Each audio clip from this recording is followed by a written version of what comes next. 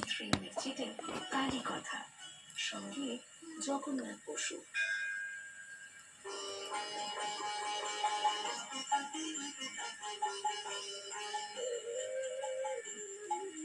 কত রঙ্গ জানো মাতা, রঙ্গ জানো মাতা, মাতর ভাব দেখে হইতে সারা, ভাব দেখে হইতে সারা, রঙ্গ জানো মাতা, রঙ্গ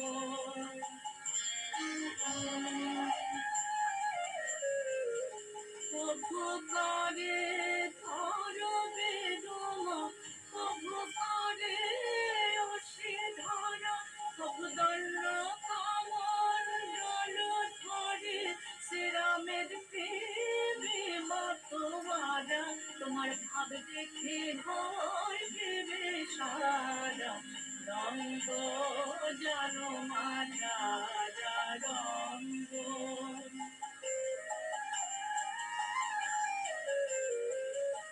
অযোধ্যাতে রাম রূপ, কামরূপে কামন্ত দ্বারা, শ্রী বৃন্দাবনে শ্যামরূপ, নবদ্বীপে নবঘোরা, কণ্ঠ পাই রুধির ধারা, নাহে রে তোর পূর্ব ধারা, এখন হরে বলে বাবু তোলে নারায়ণ পেলে করছে খরা, তোমার ভাব দেখে হইবে সারা, রঙ্গ জানো মাতা, রঙ্গ জানো মাতা,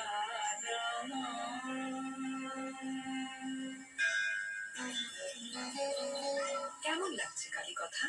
আপনার মতামত আমাদের জানান হোয়াটসঅ্যাপ করে 7890983983 নম্বরে। আর শুনতে থাকুন কালী কথা 98.3 মির্চিতে। শুনছেন কালী কথা শুধুমাত্র 98.3 মির্চিতে, সঙ্গে জগন্নাথ বসু।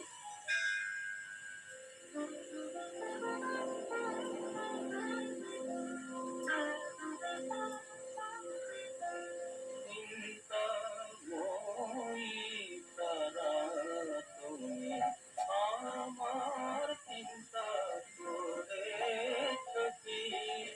নামে জগ চিন্তা হরা, তুমি নামে জগ চিন্তা হরা, কিন্তু কাজে তেমন করিমা দেখি, চিন্তাময়ী তারা তুমি মা।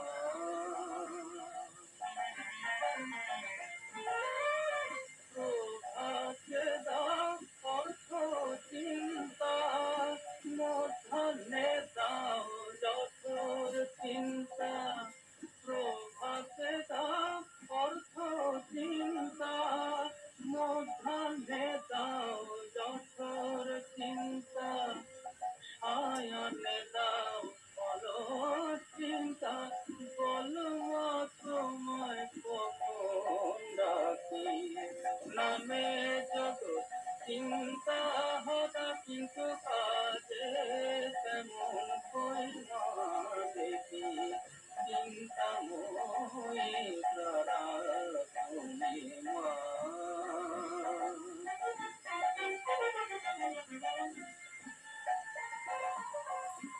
দিয়েছো এক মায়া চিনতে, সদাই করে তাই চিনতে, না পারিলাম তোমায় চিনতে মা, না পারিলাম তোমায় চিনতে, চিন্তা খুবে ডুবে থাকি, তুই গো পাঠালে মা,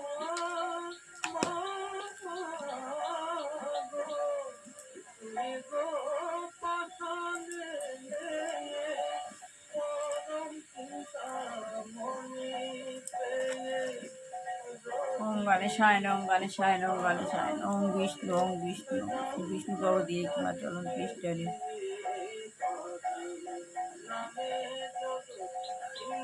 শত্রুকু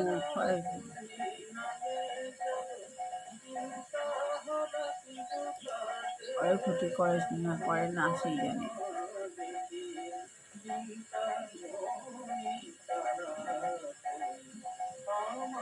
আমি আত্মা শান্তি শান্তি সেটা যে নিশ্চয় বড় কন্টিনিউস চালু হয়ে যাচ্ছে সংযোগের সৃষ্টি করে